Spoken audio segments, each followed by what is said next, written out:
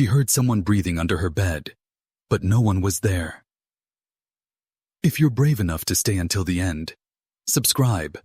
There are stories that don't just stay with you, they follow you. The night everything changed for Emily. Carter wasn't stormy or unusual. It was quiet, painfully quiet. The kind of silence that makes every small sound feel amplified.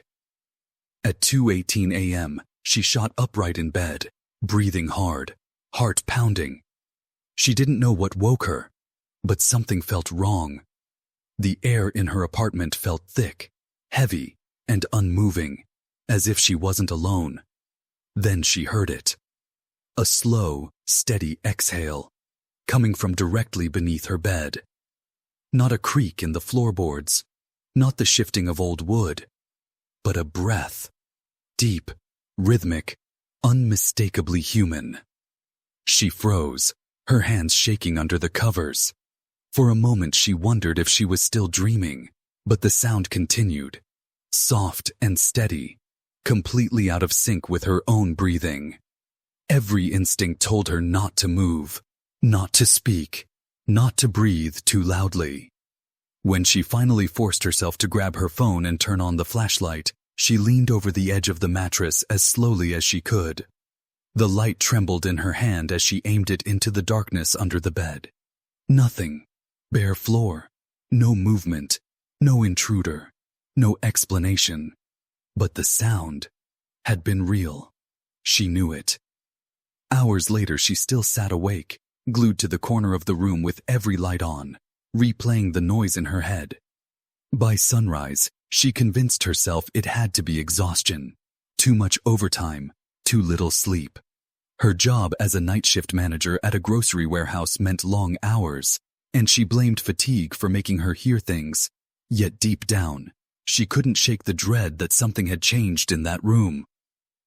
Over the next 2 days, Emily tried to return to normal life.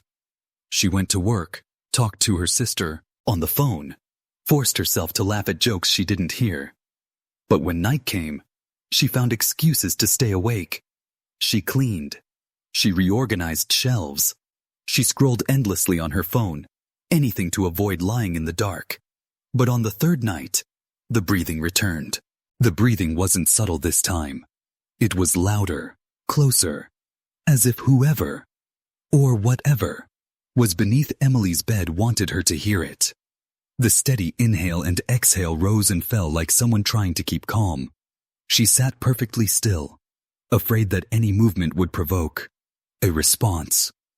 For nearly 30 seconds, she didn't breathe at all. The sound continued without hesitation, a quiet rhythm that didn't match her heartbeat, didn't match her breaths, didn't belong to her. She grabbed her phone with trembling fingers and hit the record button without daring to turn on the flashlight. The breathing didn't stop. It didn't change. It remained steady, like the slow, controlled breaths of a person lying in the dark. Her pulse pounded in her ears as she slid silently off the bed, inching backward toward the doorway. Every movement felt like walking through a dream, unreal yet terrifyingly vivid. When she finally flicked on the light switch, the sound stopped instantly. Not faded. Not softened. Stopped. As if cut off mid-breath. Emily stood frozen, waiting for something to move or reveal itself. Nothing did. The room looked exactly as it always had. She forced herself to kneel and look again beneath the bed. Empty. The underside of the mattress, the floorboards, the far wall, all completely undisturbed. Her front door was still double-locked. No windows were open. No one could have entered. She grabbed her keys and rushed out of the apartment, not even stopping to put on proper shoes.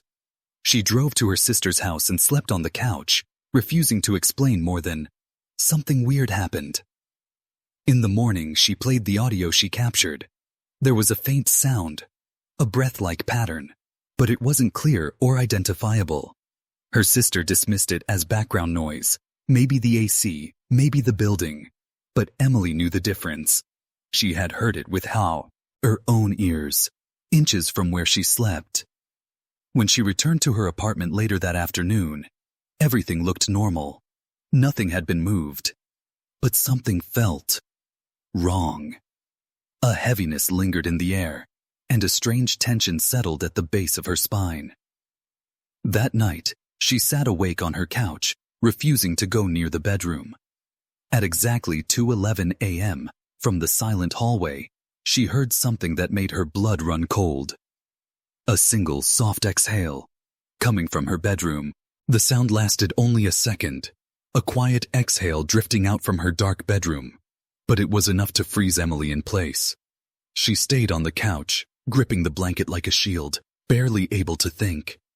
She knew she had left every light on in the apartment. She knew the AC wasn't running. And she knew she hadn't stepped foot near that room since she got home. Yet the breath came again. Soft, controlled, almost patient. She didn't move for several minutes. When she finally gathered the courage to stand, she walked toward the bedroom door while filming with her phone. The hallway lights flickered slightly, something they had never done before. When she reached the doorway, she didn't see anything unusual. The bed was neatly made, the floor clean, the curtains still. But the moment she crossed the threshold, the air felt noticeably colder, as if the temperature dropped only within that room. Emily set her phone down on the dresser, still recording, and stood absolutely silent. The room was still. No breathing, no footsteps, no movement. She forced herself to kneel beside the bed and slowly lowered her head toward the floor. Her heart hammered so loudly, she could hear it in her ears. She lifted the covers, angled the camera light under the bed, and nothing. Absolutely nothing. But when she crawled back to her feet and grabbed her phone to stop the recording, she noticed something strange. The video had captured a faint, distant sound near the end. Not loud, not clear, but something like a slow inhale. It wasn't coming from the hallway. It wasn't from outside. The mic had picked up something inside the room. At the exact moment she looked under the bed.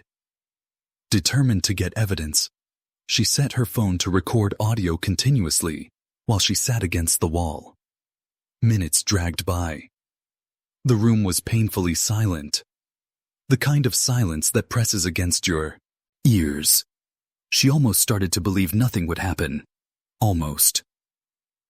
At 2:11 a.m., the exact time the breathing had returned the night before, something shifted beneath her bed. A faint scrape, a soft thud, then the unmistakable sound of someone adjusting their position, directly under her. Emily leapt from the room, slamming the door behind her, shaking, breathless. She grabbed her keys and left the apartment again, unable to stay a second longer. But when she checked the recording the next morning, she discovered something that made everything even worse.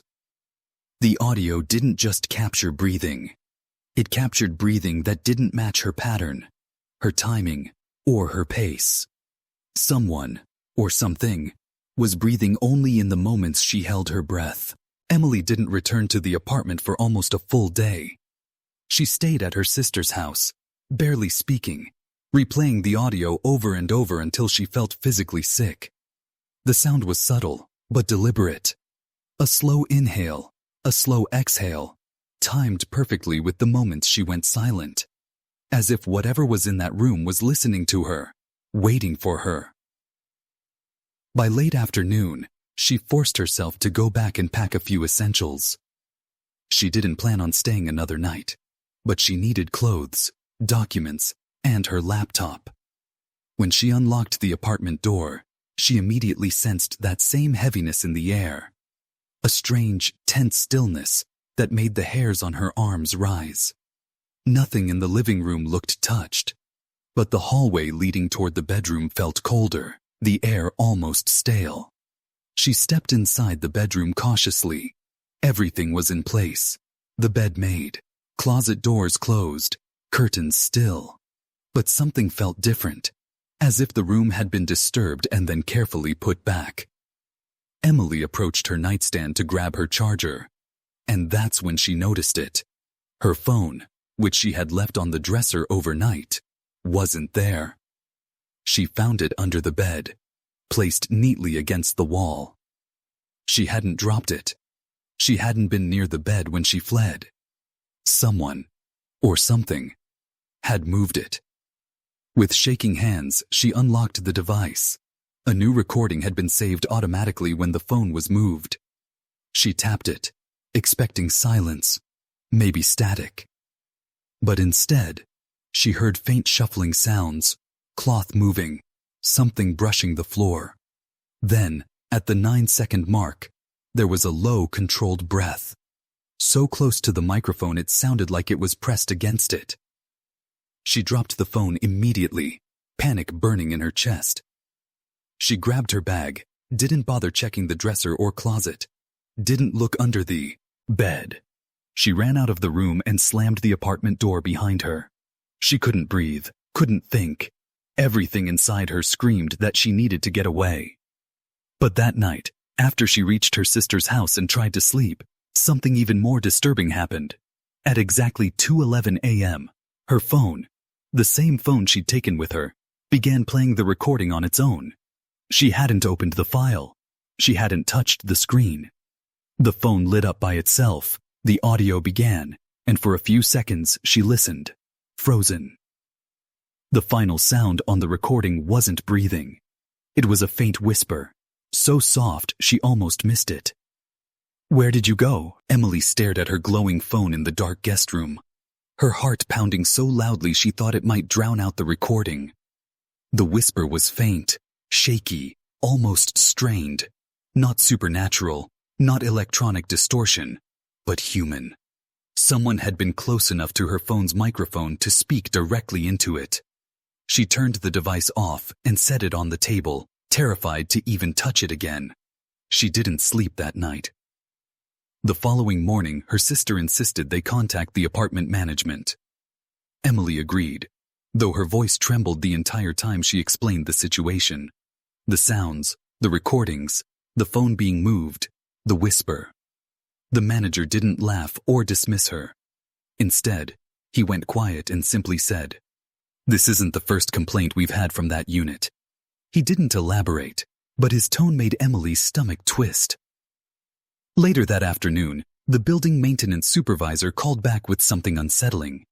He admitted the unit above Emily's had reported strange noises months earlier. Scraping, breathing, movement at night. But the apartment had been empty for over a year. That room was sealed shut for electrical repairs that had never been finished. No one should have been able to access it. No one should have been in either unit at night. Still, he agreed to meet Emily at her apartment with a second maintenance worker for a full inspection. Together, they walked through the rooms. Every door was checked. Windows locked. Closets empty. Nothing seemed disturbed. Until one of the workers knelt beside the bed and noticed the floorboards beneath it had faint, uneven scuff marks. Not scratches, but marks consistent with someone repeatedly shifting their weight or crawling on the floor. Emily felt cold wash over her as he traced the lines with a flashlight. When the worker lifted the edge of the carpet, they found something, that made all three freeze. Beneath the fabric there was a narrow maintenance hatch. A small wooden panel originally meant for old plumbing access. The manager swore he had never seen it before, insisting it had been covered decades ago. The hatch wasn't locked. It wasn't sealed. And when they pulled it open, a narrow dark void stretched beneath the apartment. A cramped space that ran between multiple units. There were signs someone had been inside recently. Dust pushed aside. Old fabric on the floor. A plastic bottle. And lying directly beneath where Emily's bed had been, her missing phone charger, neatly coiled. The maintenance team called security immediately and sealed off the crawl space. They never found anyone down there, and no clear evidence explained how or when a person might have entered. Police believed an unknown trespasser had been using the inter-unit crawl space as a hiding place, slipping between old vents and structural gaps from abandoned sections of the building. A crime, but one without answers or a suspect. Emily never returned to that apartment again. Months later, the new tenant, someone who knew nothing about Emily's experience, filed a maintenance request. They reported waking up to what sounded like calm, steady breathing coming from beneath the bed, always around 2 a.m. To this day, the building claims the crawlspace is empty, but the tenants in that wing quietly agree on one thing. Every few nights, the air seems to shift, grow heavy, and a soft breath echoes through the floorboards, slow, deliberate, and far too close. If this story sent chills down your spine, you're not ready for the next one. Make sure you subscribe before the next sound finds you first.